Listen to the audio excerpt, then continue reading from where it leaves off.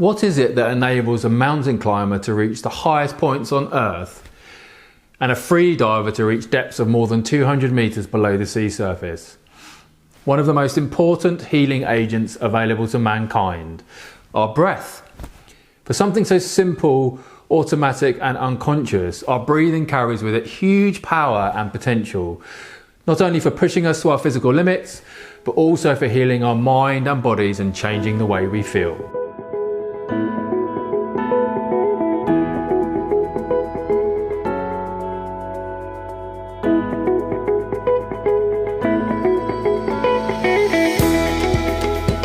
Welcome to episode 9 of Better Brain, Better You. I'm your host, Dr. Ben Webb. Thank you for tuning in today. I'm really pleased you could join me from wherever you get your podcasts, whether it be Apple Podcasts, Spotify, or if you're watching on YouTube. Today's episode is about the transformative effect that changing your breathing can have on both your physical and your mental health. So with that in mind, I want to give you a free guide on breathing habits for better health, which you can download at ologyonlinecourses.com/breathe. That's ologyonlinecourses.com/breathe. It's completely free, so please do go and download it. It contains some simple techniques to help you change the way you breathe and start developing healthier breathing habits. And if you're watching on YouTube, I'll pin the link in the comments below. Okay, so changing the way you breathe can change both your physical and mental well-being. You can take control of your unconscious ability to breathe, and this can genuinely change how you feel. We breathe about 25,000 times a day, so it's incredibly important in every aspect of your lifestyle, from how you digest your food to how you sleep. And what I'm going to share with you today is not new. As a species, we've been studying breathing for millennia, using very similar techniques that are about 3,000 to 4,000 years old now. And throughout our history, different cultures, including the ancient Chinese and Hindu populations, and different practices such as yoga, and now modern science, have reached the same conclusion. Breathing properly heals our body and mind, and breathing improperly is bad for our physical and our mental well-being. So what is healthy breathing? The first thing to try is to start breathing through your nose. When you breathe through your nose, you are humidifying air, pressurizing air, filtering it. By the time it gets to your lungs, it can be more easily absorbed. And you get about 20% more oxygen when you breathe through your nose compared to breathing through your mouth. When you mouth breathe, you get none of these benefits. And up to 50% of the population habitually mouth breathe. When you breathe through your mouth, your lungs are being directly exposed to everything in your external environment. So if you're living in a city where you mouth breathe, your lungs are being exposed to all those allergens and pollutants. So the quickest way to filter out all that horrible stuff is to breathe through that underappreciated organ right there on the front of your face, your nose. And if you're not a nose breather, how do you become a nose breather? Well, you should try and breathe through your nose as much as you can, especially when you're asleep, which is about a third of your life. So when you breathe through your mouth, you loosen the tissues at the back of your mouth, and this makes you more susceptible to things like snoring and sleep apnea. So practice breathing through your nose all of the time. It can be difficult to begin with, but the nose is what we call a use it or lose it organ. So the more you practice, the more your nasal airway will adapt and open up, and the easier it will become. Another important aspect of healthy breathing is to slow down your breathing rate. Your airway consists of your mouth, your nose, and your bronchi. So oxygen can't be absorbed in your airway, but it can be absorbed in your lungs and is absorbed in your lungs, mostly in the lower lobe of your lung. So when you're breathing at 20 breaths per minute, only about 50% of that air is going to make it into your lungs and into your bloodstream. So much of that air never makes it past or gets stuck in the airway and never makes it to the lung. So if you breathe 12 times per minute, you're going to bring that air down a little deeper and you will be able to use about 70% of it. But if you breathe 6 times a minute, you use about 85% of that air. So when you breathe slowly at about 6 to 8 times a minute, you're going to breathe more efficiently and put less strain on your heart because it's beating less, and improve the movement of your diaphragm, which is the muscle that sits just underneath your lungs. So why is changing the way you breathe so important? Well, changing the way you breathe can change your physical health. That's the first thing I want to talk about. Even though you can't take conscious control of your heart rate or your blood pressure or your lung function, you can take control of your breathing, and you can help yourself to function in a completely different way that's beneficial to your health.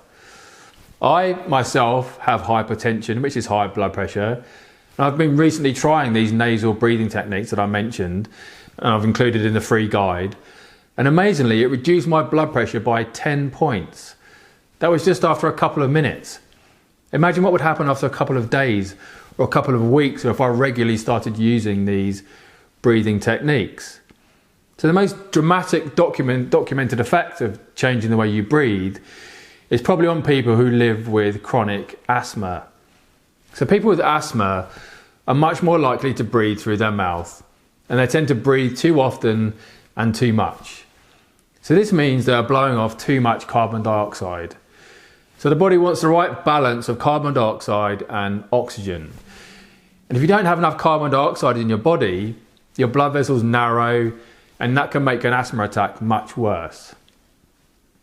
So changing the way you breathe can have dramatic effects on asthma. And a recent study showed that when asthmatics slowed down their breathing in response to their carbon dioxide getting too low when they were breathing too much, they had less asthma attacks and increased respiratory function. So it's important to say that breathing techniques in themselves should not be viewed as a replacement for treatments that asthmatics are currently receiving. It's complementary to those treatments. So changing the way you breathe can also change your mental health. A few minutes of slower or diaphragmatic breathing, which is breathing with your diaphragm, a few minutes per day has been used to successfully treat things like anxiety, depression, bulimia and anorexia. And amazingly, you can predict whether you're going to have a panic attack just by looking at your breathing rate, or more specifically, your carbon dioxide levels. So the lower the level of carbon dioxide, the more likely you are to have a panic attack. And you can predict that about an hour before someone actually has a panic attack. So a panic attack is preceded by an increase in breathing, and the more you breathe, the more carbon dioxide you blow off. So you can therefore encourage and train people to slow down their breathing rate to stop the panic attack from actually happening. And by slowing down breathing to let the body build up healthy levels of carbon dioxide, you're able to stop a panic attack in its tracks. And about 80% of people who use this approach will stop having panic attacks completely. It sounds astonishing that breathing itself can actually have such a profound effect on your mental health. But if you consider for a moment how breathing works on the body, it makes perfect sense. Breathing stimulates what's called the parasympathetic nervous system, which allows the body to rest and digest, slowing the heart rate, lowering blood pressure and respiratory rate, and diverting blood supply towards the digestive and the reproductive systems. When the parasympathetic nervous system is active, the sympathetic nervous system becomes less active. They counteract each other. And the sympathetic nervous system raises heart rate, blood pressure and respiratory rate, diverting blood to the brain and skeletal muscles in readiness for fight or flight or freeze. By deactivating or overriding the sympathetic nervous system, we can interrupt this vicious cycle of adrenaline and cortisol, which contribute to chronic stress levels and predisposes us to panic attacks and anxiety. It's possible, therefore, by voluntarily changing the rate, depth and pattern of your breathing to change the messages being sent from the body's respiratory system to the brain. And of course, the converse is also true. We can actually induce a feeling and a state of anxiety by simply changing the way we breathe. So if you increase your breathing rate and start breathing really quickly, you'll stimulate a sympathetic response and push yourself into an anxious state and then induce a panic attack. And the stresses that you experience every day can even change or temporarily shut down your breathing. There's a phenomenon called continuous partial awareness, also known as email apnea. So when we sit down at our desk in the morning and open our emails and you realise you have 50 emails to wade through, we actually stop breathing for a moment.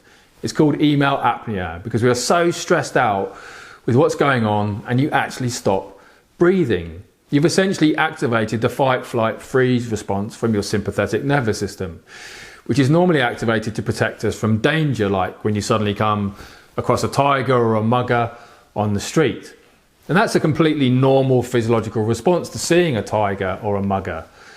But there are no tigers or muggers when you open up your emails, but it activates the same response and we stop breathing for a moment. And this is because our modern nervous system has become so hypersensitive to danger. And when you experience this frequently enough, it can have the same effect on your brain and body as disorders such as sleep apnea. So there you have it. Changing the way you breathe can transform how you feel. And I hope I've given you some insight into both the power of breathing and its potential for transforming your physical and mental health. So with that in mind, I want to give you a free guide on breathing habits for better health, which you can download at ologyonlinecourses.com/breathe. That's ologyonlinecourses.com/breathe. It's completely free, so please go and download it. And it contains some simple techniques to help you change the way you breathe and start developing healthier breathing habits. And if you're watching on YouTube, I'll pin the link in the comments below. So thanks so much for taking the time to tune in today. I hope this episode was useful and I look forward to seeing you in the next one.